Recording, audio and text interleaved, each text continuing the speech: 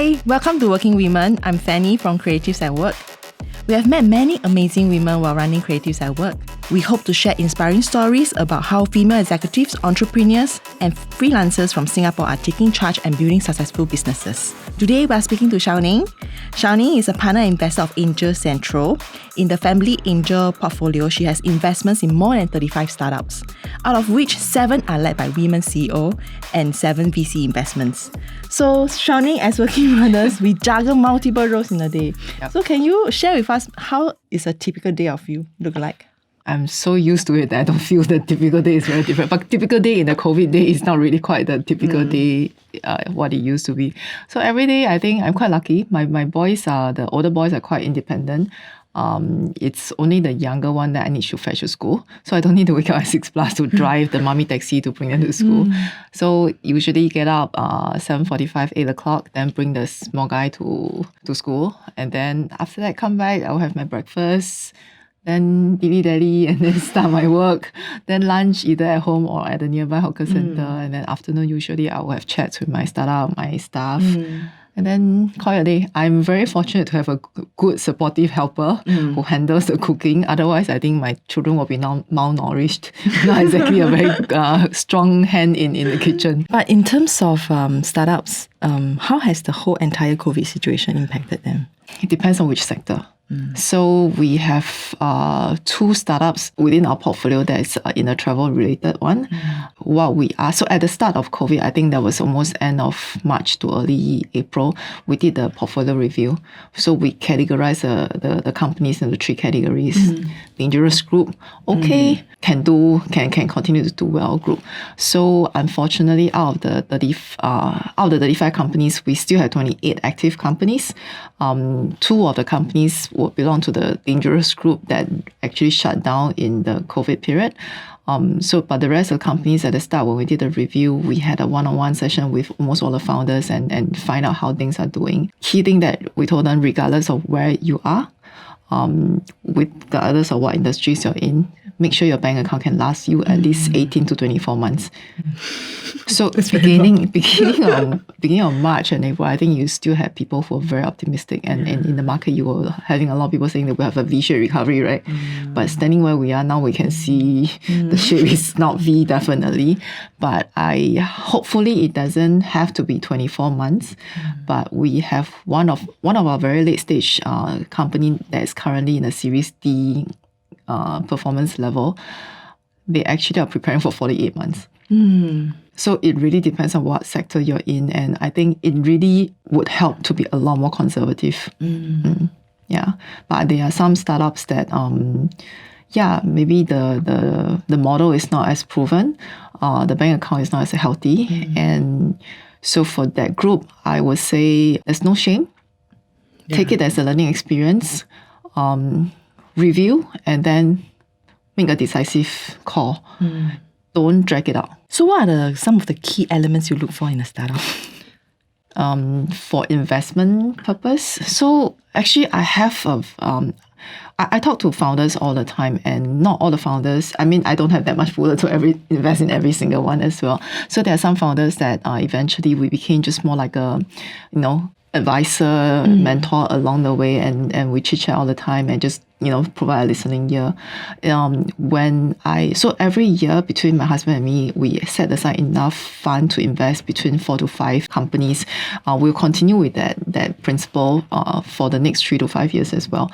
But when we talk to the founders, one key thing that we're trying to look out for, of course, first thing is the business must be something that we believe in and scalable. And through the interaction with the founders, we look for value system, and also whether this founder is really somebody who has an insight, and that insight is relevant for the industry that they are in. Because there's sometimes you would have very impressive founders, but if the insights in the business doesn't gel, then it's not that great. But sometimes you could have very impressive founders, but they choose a business or an industry or a sector that you cannot see the long-term growth. Then it's like a big fish in a small tank. then you don't have the scalability potential in the future. So usually for that type, we will keep in touch and just see how things are. Yeah. So I think the startup scene in Singapore has changed a lot in the past 10 years. How do you see it? I mean, moving forward, I mean, minus away COVID, the breaker. Yeah. How do I see it going forward? So something that's actually quite close to my heart is actually the quality of the founders and also the gender mix of the founders. So I would say, I mean, I started working with founders since 2011, 2012, right? That was when we first met, right? And I would say actually it's encouraging. More and more women are joining the space. But what I felt more could be done is actually in bridging the mindsets of investors and startups a lot better, because in the past 10 years, so I think late 2000s, we have a lot of big gun investors stepping into Southeast Asia and with the government support and everything. But along the way, they started with the smaller fund and then they moved on to the late stage fund. But when they move on to the late stage fund, because mathematics of a late stage fund makes more sense from the fund's perspective. So you start, I would say, this 1-2 years, we noticed they will start having this void in the early stage funding space. And that was a time when, after I sold my business, I left my business in 2014, I was trying to find a new set of position for myself. What do I do with the second part of my life, right? And then I realized that there's actually a void that we could help to bridge better.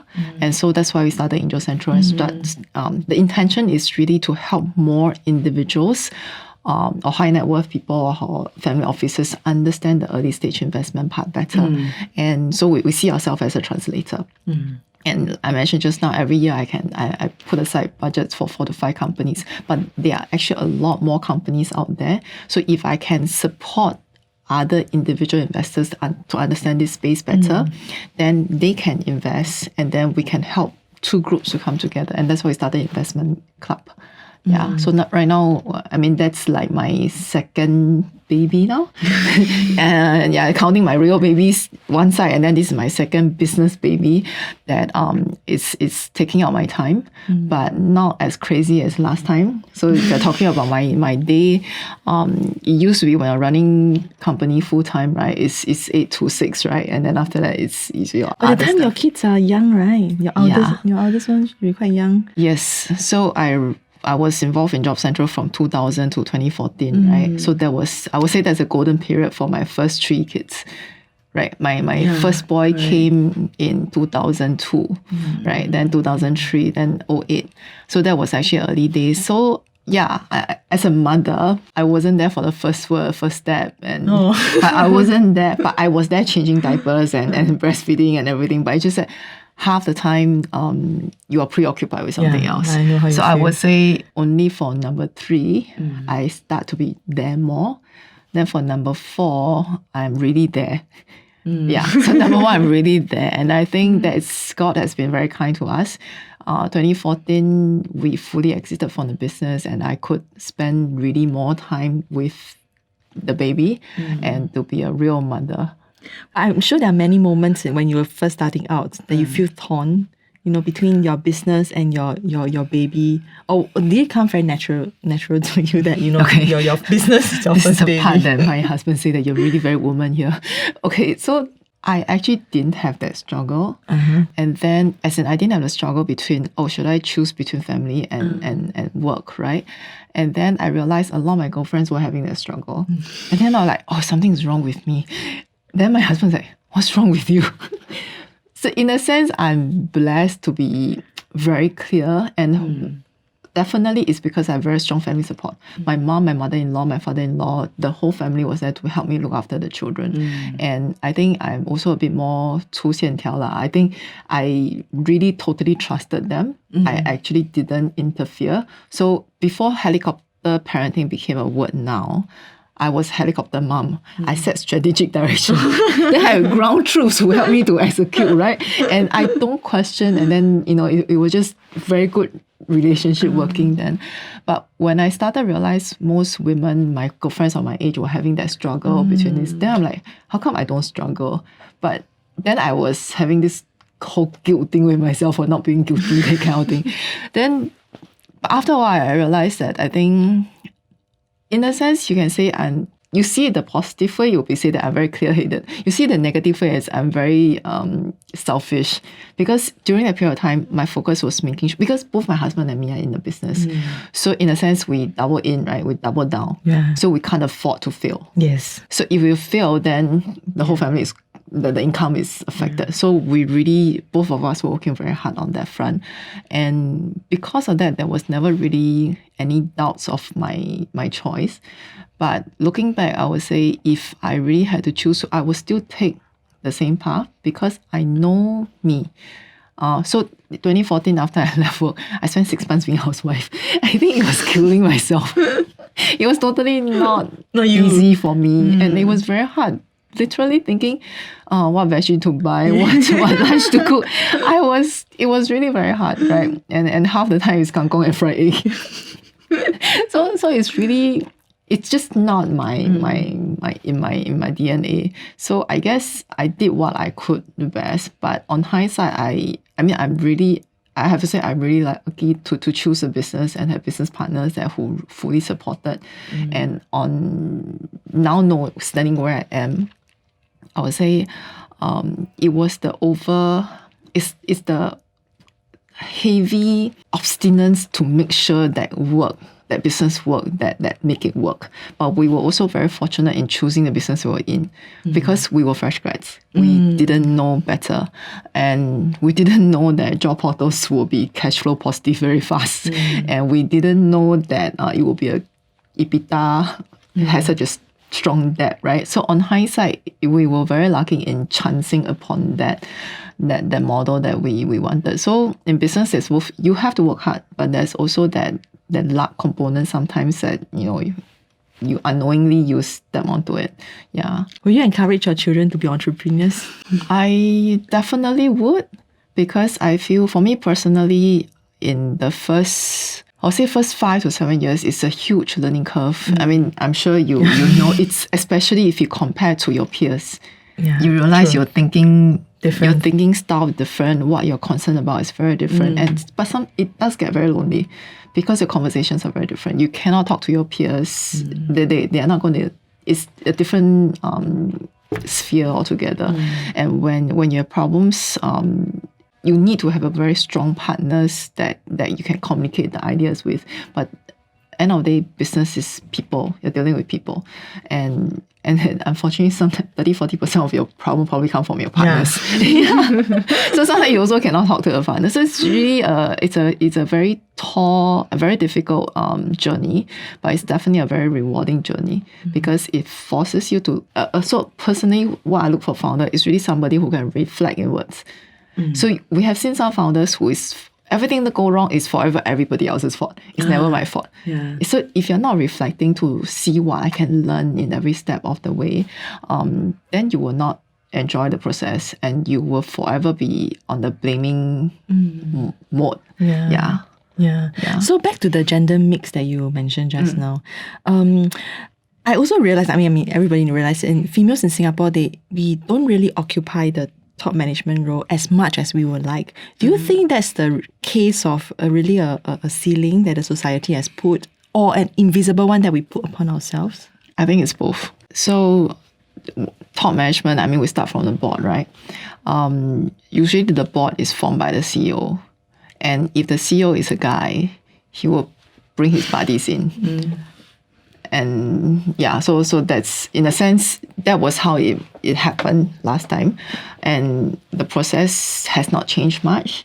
I know SGX side and a lot of the movements are trying to change some of the guidelines, but it takes time. But at the same time, women, I would say when it comes to late 20s, early 30s, we start having a question whether I can handle both. Yeah. And once you start having a question that, I mean, it's very natural. It's not wrong to have that, but I think it's in a sense you're not doing yourself a favor when you start to admit defeat before you even give it a try. But then again, we have to bear in mind that everybody has a different situation. So like for me, my mother-in-law, because she's a working woman herself, she was very supportive of me working. In a sense, the family support is really key, and but I'm definitely for having children. And I think that's a huge part of our life that is actually it brings a lot of joy. Of course, it brings a lot of stress too, but it brings a lot of joy definitely for both fathers and mothers, right? And it's definitely a phase in life that I think personally I would encourage anyone to go through that. So, we have female freelancers who mentioned to us that if they are in a group, a client project or whatever, and which is dominated by male, it's very hard for them to make their point across, very hard for them to make their presence felt. So, have you encountered such a case, and how would you advise them? So I studied in the US for my undergrad. And being Asian woman, you're definitely the minority, right? And I was studying in a Midwest business school. So unknowingly every time and business school had a lot of project works. After the first project assignment, I realized that I have to make sure that I establish my presence. Not to be heard on it. I need to make sure I establish my presence in the small team of 4 to 5 people. So you have to consciously make sure that so you're always prepared for the project that you're in, and you must always make sure that you are heard. And I think that is something that you have to start doing the baby steps on your own. And also another thing is a lot of women are very worried about voicing up your objections or you want to be, there's this whole the two word, right? Assertive versus aggressive. A man is assertive, but women is always aggressive. So you shouldn't be worried about that. You should make sure that your tone, your language is factual, and you always address the matter. And if someone is not being fair to you, call it out calmly. You have to address it, because if, let's say, someone is outright disrespecting or brushing aside the idea, you have to point out then and there.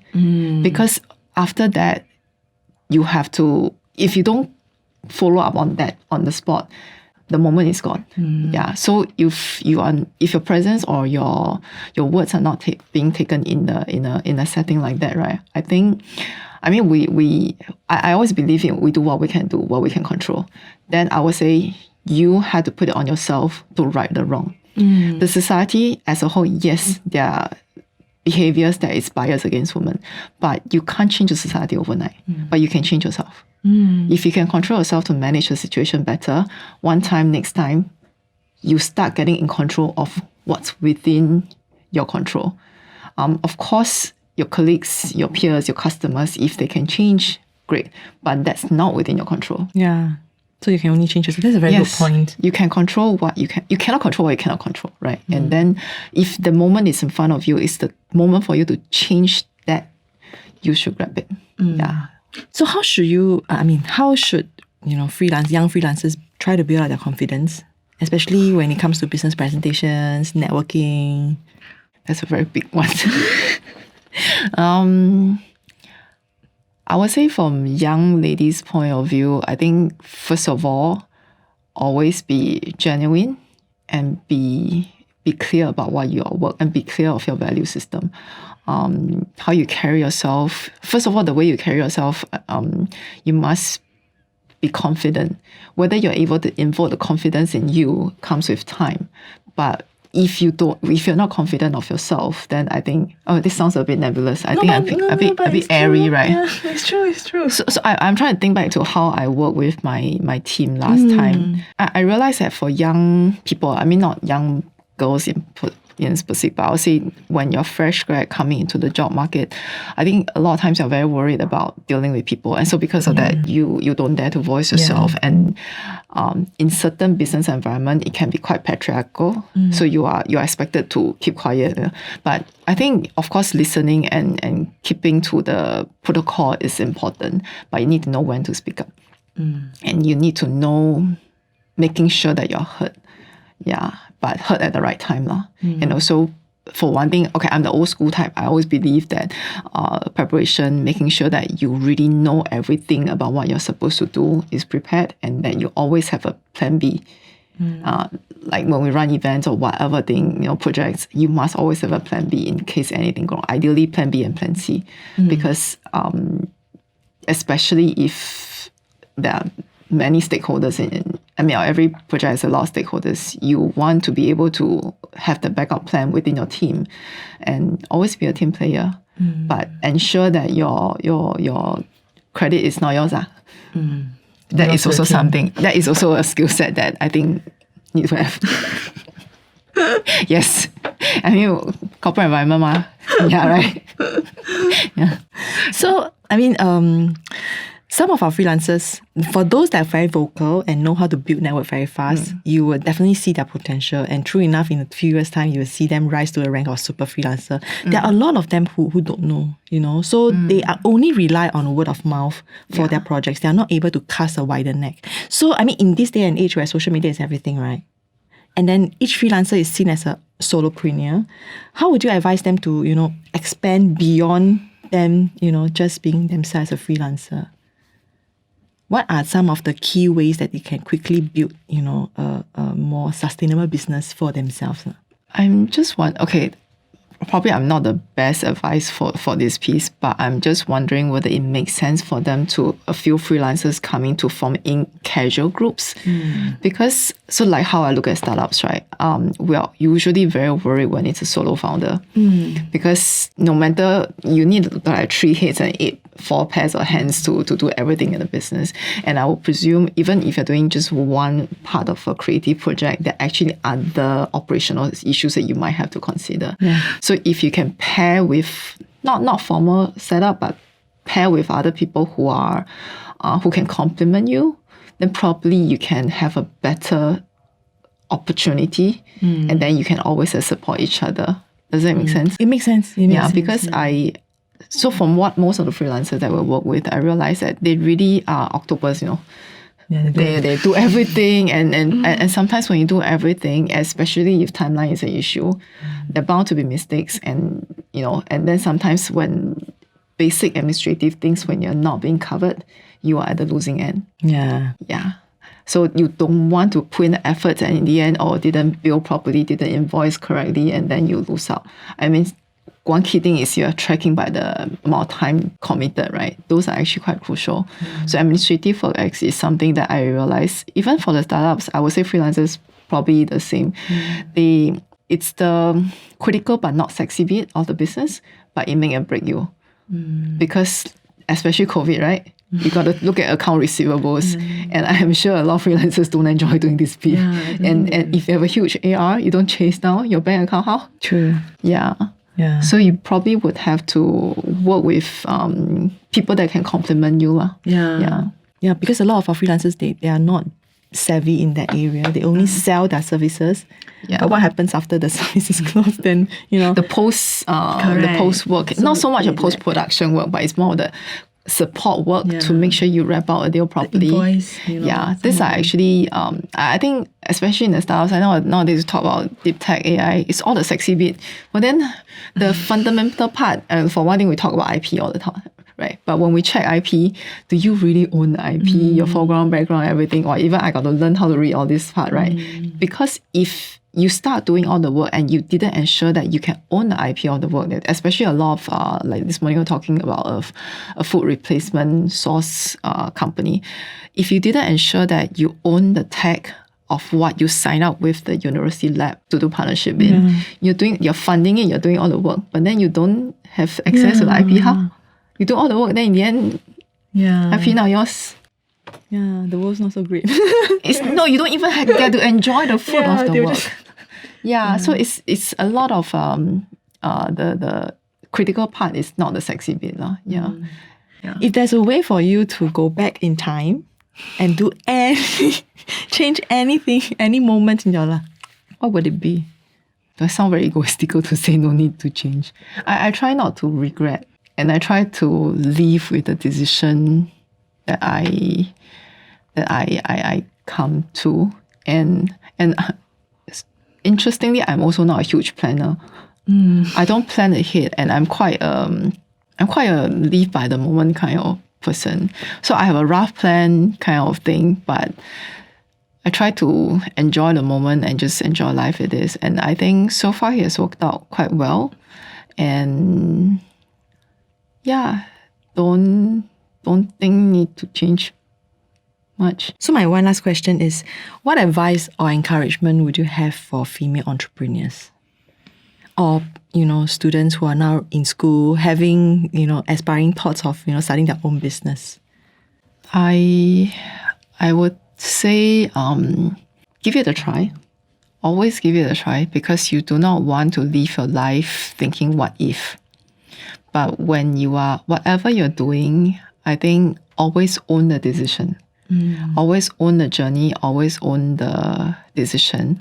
Of course, you need to have planning, but please do not assume that planning is everything.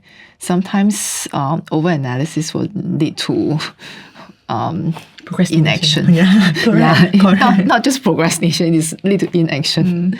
So I would say own the process.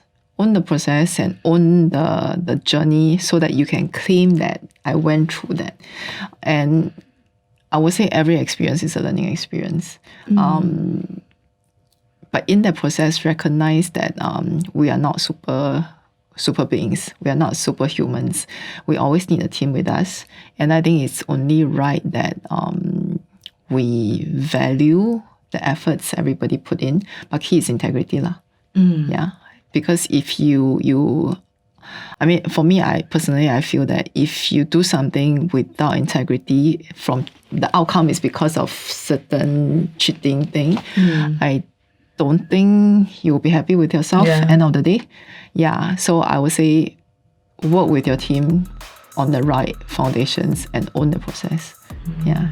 Thank you very much. Thank you. Thank you for joining us this week. Subscribe to Freelance Creative Exchange on YouTube. Check out our Freelance Creative Exchange website and join our Creatives at Work community on Facebook and Instagram. So have a wonderful week. Be kind, stay safe.